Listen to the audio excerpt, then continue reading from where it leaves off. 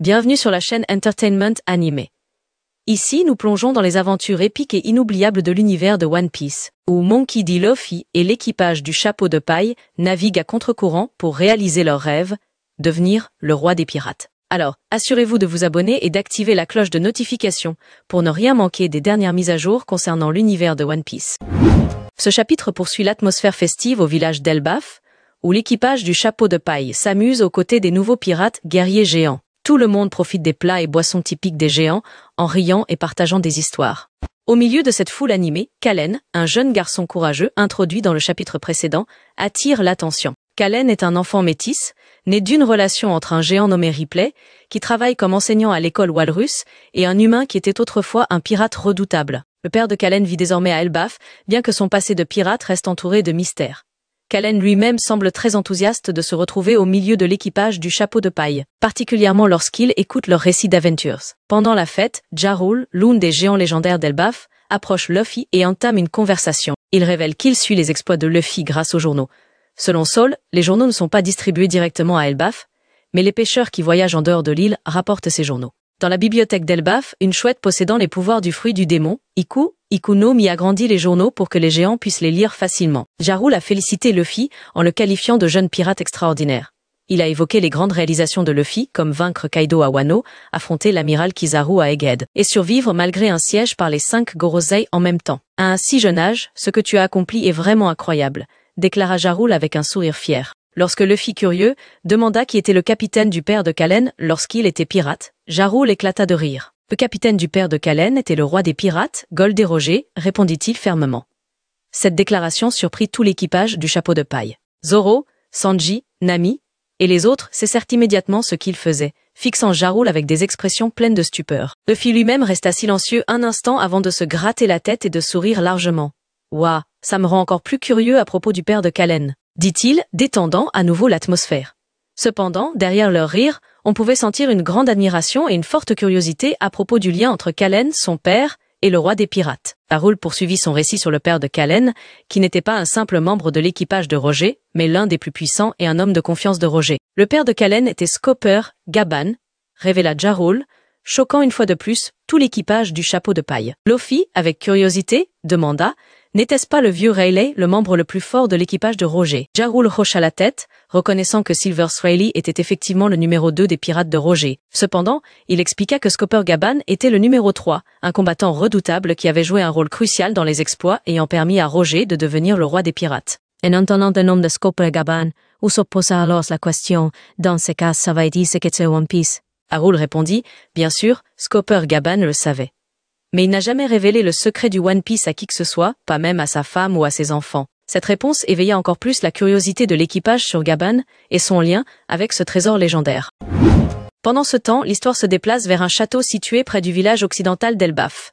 2 chevaliers saints de Marie-Joie sont vus en train de rencontrer 2 géants gardiens devant la porte du château. Ils demandèrent des informations sur la localisation de Loki, mais les 2 géants ne fournirent aucune réponse satisfaisante. Chevalière sainte, une femme arrogante et impatiente, attaqua immédiatement l'un des gardiens géants, le mettant à terre sans difficulté. Ne s'arrêtant pas là, elle neutralisa également le 2e gardien avec une attaque mortelle.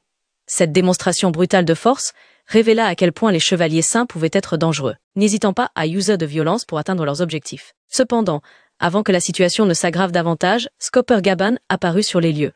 D'un regard calme, il se tenait face aux 2 chevaliers saints. L'aura de sa puissance était palpable, bien qu'il vienne tout juste de terminer son entraînement. « Vous pensez pouvoir semer le chaos ici sans en payer le prix », déclara Gaban d'une voix posée. Mais avant que le combat ne commence, l'un des chevaliers saints reçut un appel télépathique d'Imusama, le dirigeant suprême du gouvernement mondial. Dans ce message télépathique, Imusama leur ordonna de chercher immédiatement Loki et d'ignorer Gaban.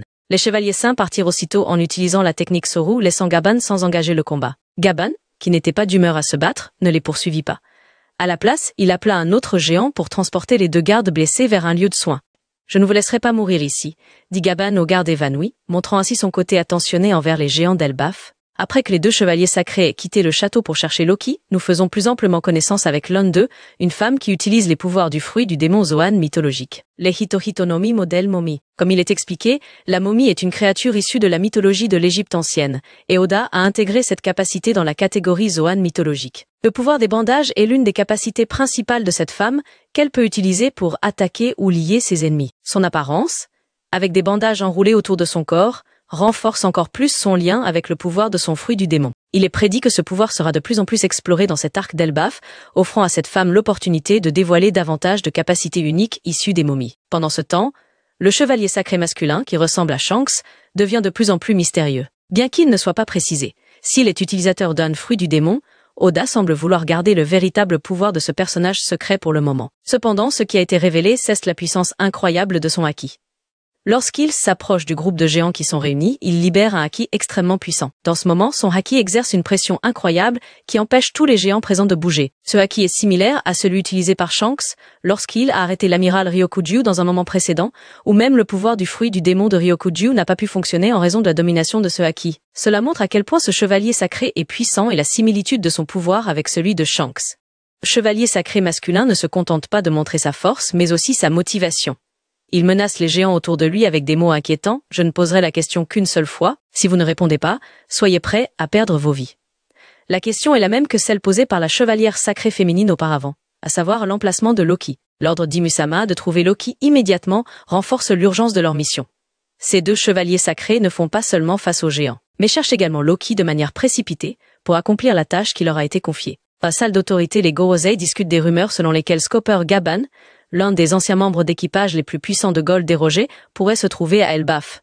Bien qu'il n'y ait pas de confirmation officielle, le nom de Gaban suscite de vives réactions parmi eux. Garling Figarland se souvient de l'incident à God Valley, où Gaban et Garling ont été impliqués dans un grand conflit. Garling mentionne que Gaban était une personne très gênante, et les autres Gorosei s'accordent à dire que le trio Roger, Rayleigh et Gaban représentait la plus grande menace pour le gouvernement mondial à leur apogée. Le nom de Scopper Gaban reste un spectre, même si l'ère des pirates de Roger est désormais révolue.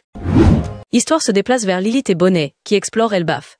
Lilith, avec ses chaussures volantes qu'elle a créées, transporte Bonnet qui est maintenant sous sa forme originale, celle d'une petite fille. Elle vole au-dessus des habitations du village d'Elbaf, appréciant la vue, jusqu'à ce qu'elles aperçoivent accidentellement deux silhouettes vêtues de manteaux noirs. Ces deux silhouettes s'avèrent être des chevaliers sacrés, présentés auparavant comme les ennemis principaux du gouvernement mondial. Bonnet demande qui ils sont, mais Lilith ne peut répondre car elle ne les a pas vus clairement.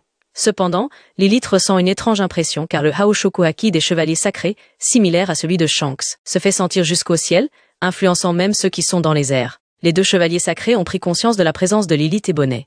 Le chevalier qui ressemble à Shanks les a aperçus, et c'est là que commence la poursuite. Pour rappel, les chevaliers sacrés maîtrisent la technique Rokushiki, y compris le Geppo, qui leur permet de voler dans les airs. Grâce à cette capacité, ils ont commencé à suivre Lilith et Bonnet, qui tentaient de s'échapper. Cette poursuite mène à la forte probabilité que les chevaliers sacrés rencontrent bientôt les chapeaux de paille. Ce sera un moment crucial qui reliera Lilith, Bonnet et les chevaliers sacrés à un grand conflit sur l'île d'Elbaf. Le grand conflit à Elbaf approche de plus en plus, et l'implication de diverses factions, telles que le gouvernement mondial, les chevaliers sacrés et Luffy, promet un affrontement épique. Voilà, c'est peut-être tout pour cette petite théorie qui pourrait se réaliser dans le chapitre 1136. Qu'en pensez-vous? Écrivez vos avis dans les commentaires.